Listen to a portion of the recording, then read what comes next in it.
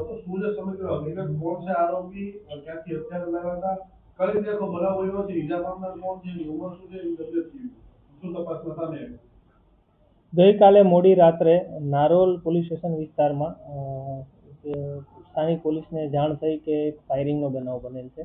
તાત્કાલિક નારોલ પોલીસની ટીમ અને વટવા પોલીસની ટીમ સ્થળ ઉપર જઈને તપાસ કરતા એક જે ડિટેલ પૂછતા એવું જાણવા મળેલ છે કે 3 મિત્રો ભેગા થયા હતા, જેમાં એક મિત્રના ઘરે ભેગા થઈને તેઓ જમવાનો પ્રોગ્રામ કરતા હતા રાત્રે 12:30 વાગ્યા આજુબાજુ.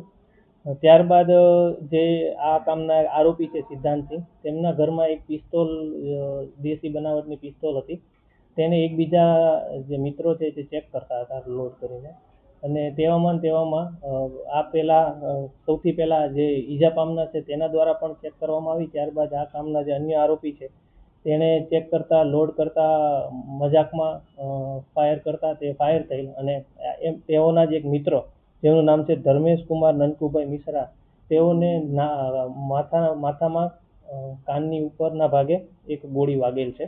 તેઓને તાત્કાલિક આ બંને મિત્રો છે તેઓ હોસ્પિટલ લઈ ગયેલા, અને આ અનુસંધાને નારોલ પોલીસ સ્ટેશનમાં એક ગુનો દાખલ કરવામાં આવેલો, જેમાં ભારતીય ન્યાય સંહિતાની કલમ 110-54 તથા આર્મ્સ એક્ટની કલમ 25(1)B અને 27(1) મુજબ ગુનો દાખલ કરીને આગળની તપાસ હાથ ધરતા આ કામના જે બે અન્ય જે ફાયરિંગ કરનાર અને તેની સાથે રહેનાર બે ઈસમો છે તેઓની નારોલ પોલીસ દ્વારા ધરપકડ કરવામાં આવી છે.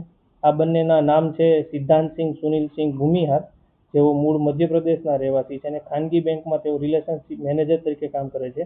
આ તેઓનું જ ઘર હતું, તેઓના ઘરે જ આ લોકો એકઠા થયા હતા. અને અન્ય આરોપી છે જેનું નામ છે રોહિત ઉર્ફે રિતિક ભોલેરામ પ્રજાપતિ, તેઓ પણ મૂળ એમપીના રહેવાસી છે, પણ આ બંને ઈસમો વટવા વિસ્તારમાં રહે છે અને તેઓ રિક્ષા ડ્રાઇવિંગનું કામ કરે છે. તો આ બંને ઈસમોને ગિરફ્ત કરીને આગળની કાયદેસરની કાર્યવાહી કરવામાં આવી છે. આગળની તપાસ હાથ ધરતા તેવું પણ જાણવા મળ્યું છે કે આજે દેશી બનાવટની જે પિસ્તોલ હતી તેઓ સિદ્ધાંતસિંહના ઘરે જે હતી તેઓ દ્વારા શંકર યાદવ નામના ઈસમ પાસેથી લેવામાં આવેલ હતી તેવું હાલ પ્રાથમિક લેવલે જાણવા મળ્યું છે. આ અનુસંધાને જે શંકર યાદવ નામના વ્યક્તિ છે તેઓને પણ રાઉન્ડ અપ કરીને આગળની તપાસ હાથ ધરવામાં આવી છે. અને આ કામમાં જે ઈજા પામનાર છે તેઓ હાલ હોસ્પિટલમાં દાખલ છે.